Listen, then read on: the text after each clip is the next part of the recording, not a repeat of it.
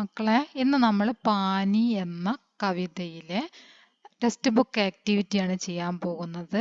ത്രിലോക് സിംഗ് ടക്കുരേലയാണ് ഈ പാനി എന്ന കവിത എഴുതിയിട്ടുള്ളത്. ഇതിലുള്ള ക്വസ്റ്റ്യൻ നമുക്ക് നോക്കാം. ഫസ്റ്റ് ക്വസ്റ്റ്യൻ, ചിത്ര ദേഖേം കവിത സെ സമാൻ ആശയ വാലി പങ്ക്തിയാ ജോഡേ എന്നാണ് ഒന്നാമത്തെ ക്വസ്റ്റ്യൻ. ചിത്രം നോക്കിയിട്ട് കവിതയിൽ നിന്നും സമാന ആശയമുള്ള വരികൾ ചേർത്ത് എഴുതാനാണ് പറഞ്ഞിരിക്കുന്നത്. ഇവിടേക്ക് നിങ്ങളോട് ചേർക്കാൻ ഈ പിക്ചർ നോക്കുക, എന്നിട്ട് അതിനനുസരിച്ച് നിങ്ങൾ എന്ത് ചെയ്യണം, ഈ കവിത നോക്കിയിട്ട് അതിൻ്റെ ആൻസർ എഴുതാം. അപ്പോൾ നമുക്ക് നോക്കാം ഏതാണ് വരികൾ വരുന്നത് എന്ന്.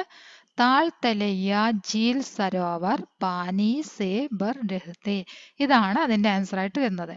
താൾ തലയ്യ ജീൽ സരോവർ പാനി സേ ബർ രഹത്തെ.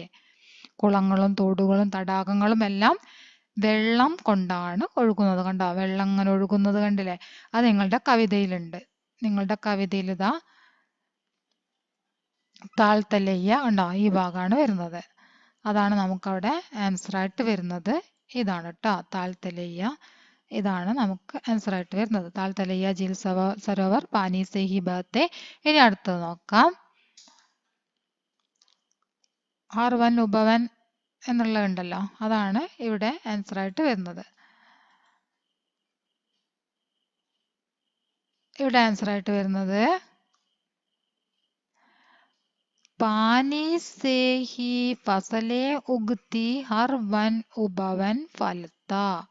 ഇതാണ് അവിടെ ആൻസർ ആയിട്ട് വരുന്നത്. ഈ രണ്ട് വരിയാണ് അവിടേക്ക് ആൻസർ ആയിട്ട് വരുന്നത്. ഓക്കെ,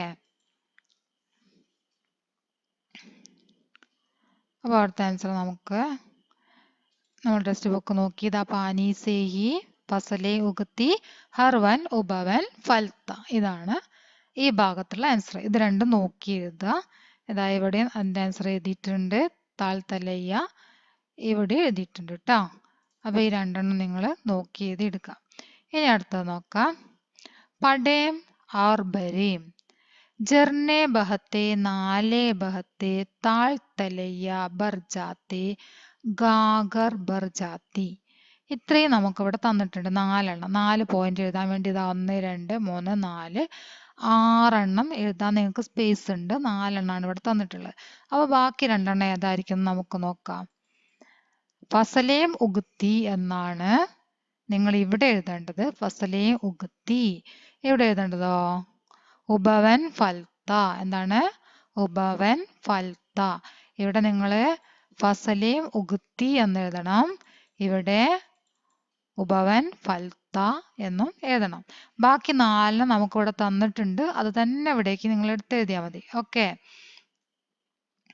ഇനി അടുത്തത് നോക്കാം.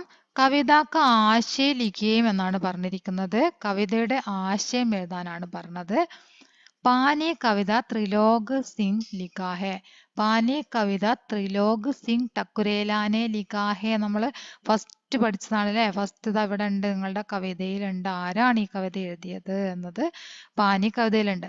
അപ്പൊ ആ പേര് നിങ്ങൾ നിർബന്ധമായിട്ടും പഠിക്കണം. വളരെ നിർബന്ധമാണ് ഈ പേര് പഠിക്കേണ്ടത് കേട്ടോ. ത്രിലോക് സിംഗ് ടക്കുരേല എന്ന് പഠിക്കണം. ഇത്രയും പഠിക്കാൻ പ്രയാസമുണ്ടെങ്കിൽ ത്രിലോക് സിംഗ് അത്രയും പഠിക്കാം. ഓക്കെ, അപ്പൊ അത്രയും പഠിച്ചിട്ട് നിങ്ങൾ കവിതയുടെ ആശയം എഴുതുമ്പോൾ ആ പേര് നിർബന്ധമായിട്ടും എഴുതണം. എങ്കിലേ നിങ്ങൾക്ക് മാർക്ക് കിട്ടുള്ളൂ കേട്ടോ. അപ്പൊ ആദ്യം തന്നെ പാനി കവിത ത്രിലോക് സിംഗ് ലിഖാ ഹെ. इसमें പാനി के महत्व के बारे में कहते हैं. ഇതിൽ വെള്ളത്തിന്റെ മഹത്വത്തിനെ കുറിച്ചിട്ടാണ് പറയുന്നത്. പാനി സേ ഹി ജർനെ നാലേ സരോവർ ആദി ബഹത്തെ ഹെ. വെള്ളം കൊണ്ടാണ് ജർനെ അരുവി, തോട്, സരോവർ, സാഗർ പറഞ്ഞാൽ നമുക്ക് അറിയാലോ, സാഗരം, ഇതെല്ലാം ഒഴുകുന്നത് എങ്ങനെയാണ്? വെള്ളമാണ്. വെള്ളം കൊണ്ടാണ് അത് ഒഴുകുന്നത്. ഫസലെ ഉഗ്തി ഹെ, വിളവുകൾ ഉണ്ടാകുന്നത് വെള്ളം ഉണ്ടായത് കൊണ്ടാണ്. പാനി ഹി ഉത്തം ധൻ ഹെ, വെള്ളം തന്നെയാണ് എന്ത്?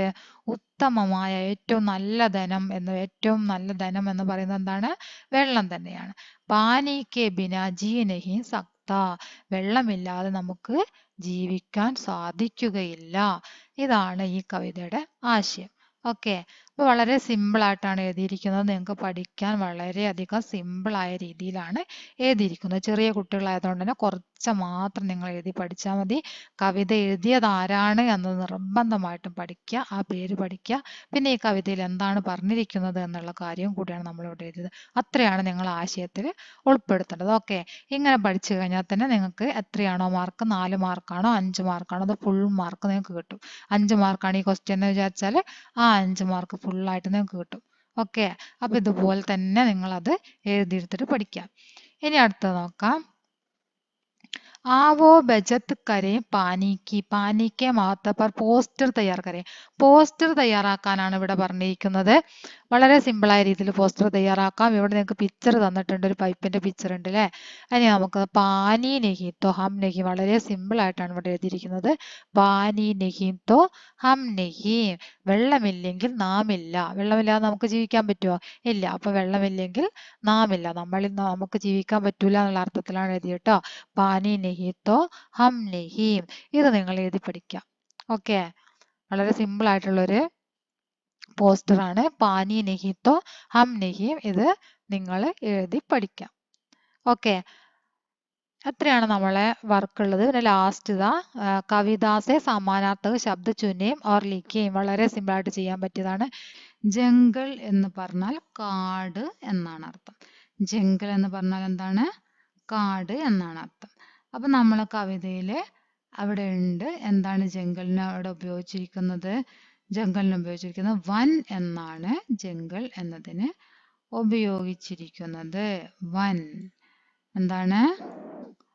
വൻ എന്നാണ് ഉപയോഗിച്ചിരിക്കുന്നത്. ഓക്കെ, ഇതിന്റെ ആൻസർ ആണ് വൻ. അതുപോലെ തന്നെ താലാബ്, താലാബ് എന്നതിന് താൾ എന്നാണ് അവിടെ ഉപയോഗിച്ചിരിക്കുന്നത്. താൾ തലയ്യ അല്ലേ, നമ്മൾ അതിൽ വായിച്ചതാണ് താൾ തലയ്യ എന്ന് വായിച്ചതാണ്. അപ്പൊ നമ്മള് ഇതിന്റെ ആൻസർ എന്താണ്? താൾ എന്നാണ് ഇതിന്റെ ആൻസർ ആയിട്ട് വരുന്നത്. സംസാർ എന്നതിന് നമ്മൾ അതിൽ പഠിച്ചതാണ് ജഗ്, ജഗ്മേം പഠിച്ചില്ലേ? ജഗ് നമ്മൾ അതിൽ പഠിച്ചിട്ടുണ്ട്. എന്താണ്? ജഗ്. നമ്മൾ അതിൽ പഠിച്ച സംസാർ എന്നതിന് എന്താണ് പഠിച്ചിരിക്കുന്നത്? ജഗ് എന്നാണ് നമ്മൾ അതിൽ പഠിച്ചിരിക്കുന്നത്. അപ്പം നമുക്കത് ഇവിടെ തെറ്റിപ്പോന്ന് മായ്ച്ചിട്ട് നമുക്ക് എഴുതാം. ജഗ് എന്ന് എങ്ങനെയാണ് എഴുതുന്നത് നോക്കാം. ജ എന്ന് നിങ്ങൾക്ക് എഴുതാൻ അറിയില്ലേ? ഇങ്ങനെ ഇതാ നിങ്ങൾ ജ എന്ന് എഴുതി, ജ എന്ന് എഴുതിയിട്ട് പിന്നെ ഗ എന്ന് എഴുതണം അല്ലേ. എന്താ ജഗ്, ജഗ് എന്താണ്? ജഗ്. സംസാർ ജഗ്. ധർത്തി, ധർത്തി എന്നതിന് നമ്മൾ ഈ കവിതയിൽ എന്താണ് പഠിച്ചത്? വസുധ അല്ലേ. വസുധ എന്ന് പഠിച്ചിട്ടുണ്ട് കവിതയിൽ. കവിതയിൽ നമ്മൾ പഠിച്ചത് എന്താണ്? വാ, പിന്നെ സാന്ന് എഴുതുക, ഊ ചിഹ്നിടുക, വസുധ. എന്താണ്? വസുധ. ഇതൊക്കെ നിങ്ങളുടെ കവിതയിൽ എവിടെയാണ് ഉള്ളത് എന്ന് കാണിച്ചുകൂടെ തരാം കേട്ടോ. എന്താണ്? വസുധ എന്ന് നമ്മൾ അതിൽ വായിച്ചതാണ്, വസുധ. ഇനി അടുത്തെന്താണ്? മേഘ്. മേഘ് എന്ന് നമ്മൾ കവിതയിൽ എന്താ? നബ് പഠിച്ചില്ലേ?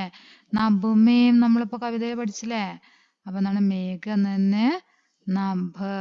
എന്താണ്? നബ്. നബ് എന്ന് നമ്മള് മേഘ് എന്നതിന് പഠിച്ച്.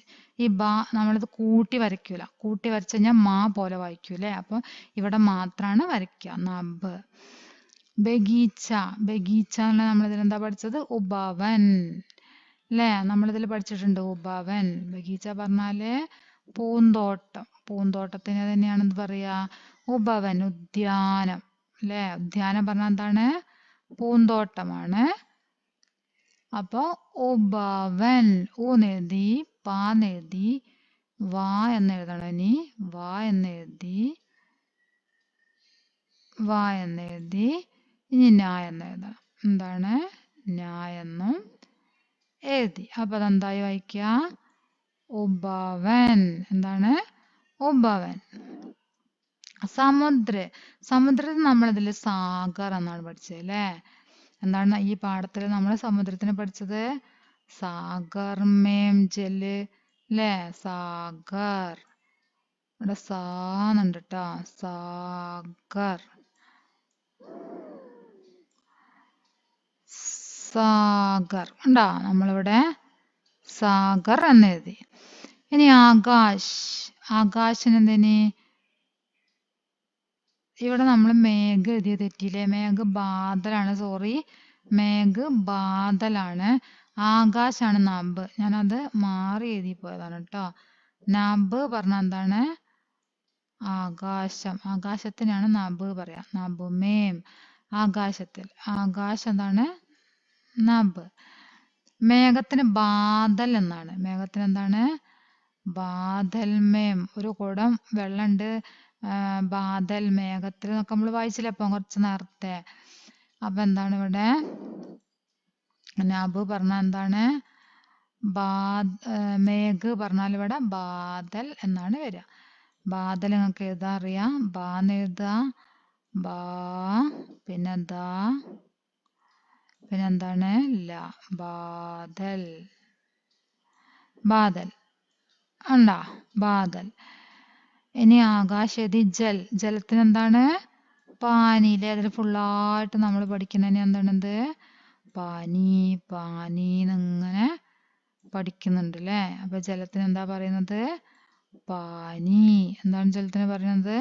പാനി എന്നാണ് പറയുന്നത്. അപ്പൊ നമ്മൾ ഈ വർക്ക് ഇവിടെ കംപ്ലീറ്റ് ആക്കിയിട്ടുണ്ട്.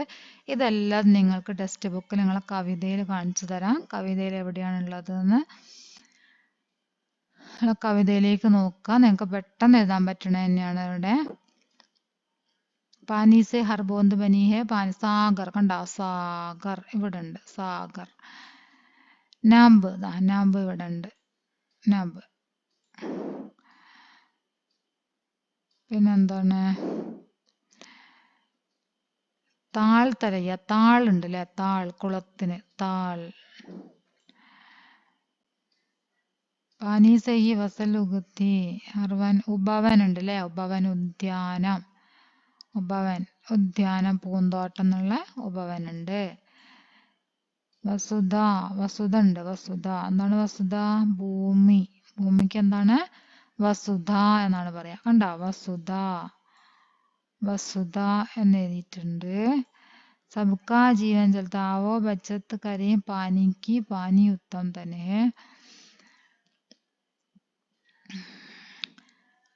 അപ്പൊ എത്ര എണ്ണം നമുക്ക് കിട്ടി? ഇപ്പൊ 5 എണ്ണമാണ് നമുക്ക് കിട്ടിയത്. 5 എണ്ണമാണ് കിട്ടിയത്.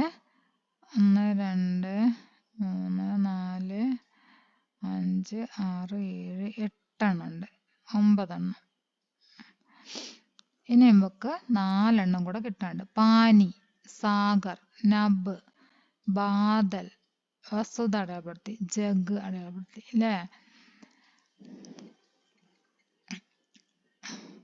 അപ്പൊ ഇനി നമുക്ക് മാർക്ക് ചെയ്യാനുള്ളത് നോക്കാം. എവിടെ നമുക്ക് മാർക്ക് ചെയ്യാൻ എത്ര ഉണ്ട് എന്നുള്ളത്. ബച്ചത്ത് കരയും പാനി ഉത്തം തന്നെ ഹേ. പാനി സെ ജഗ്. ജഗ് അല്ലേ? ജഗ് ഉണ്ട്. സംസാർ ലോകം എന്നുള്ളതിന് ജഗ് ഉണ്ട്. പിന്നെ പാനി ഉണ്ട്. പാനി ജൽ എന്നതിന് പാനി ഉണ്ട്. ഇനി 2 എണ്ണം കൂടെ എവിടെയോ ഇവിടെ ഉണ്ട്. വൻ. വൻ നമ്മൾ നേരത്തെ പറഞ്ഞോ? ഇല്ല. ആ വൻ ദാ വൻ. ജംഗൾ കാട് എന്നുള്ളതിനാണ് വൻ. ഉണ്ടാ? വൻ വനം കാട് എന്നുള്ള അർത്ഥം. വൻ. അപ്പൊ നിങ്ങൾക്ക് വർക്ക് ചെയ്യാനുള്ളത് അവിടെ എഴുതി തന്നിട്ടുണ്ട്. നിങ്ങൾ എല്ലാവരും എന്ത് ചെയ്യുക? ടെക്സ്റ്റ് ബുക്കിന്റെ സഹായത്തോട് കൂടിയിട്ട് അത് എഴുതിയെടുക്കുക. ഓക്കെ.